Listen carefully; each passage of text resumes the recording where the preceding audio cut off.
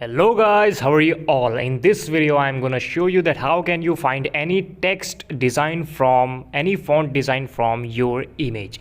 So let's start now. This is a very interesting topic. Please watch the video till the end. If you're new to the channel, please subscribe the channel. So now what you have to do, you just have to open your Google Chrome and you have to search here font finder from image and just click the first website myfonts.com.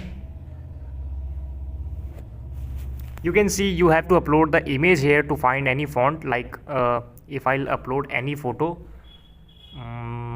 let me select the photo first.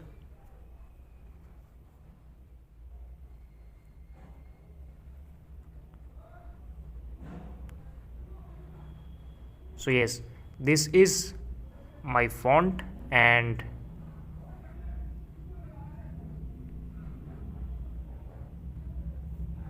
you can see the font is found here and you can see all the fonts and also can download it from here. So thank you so much for watching the video. Please subscribe the channel if you liked.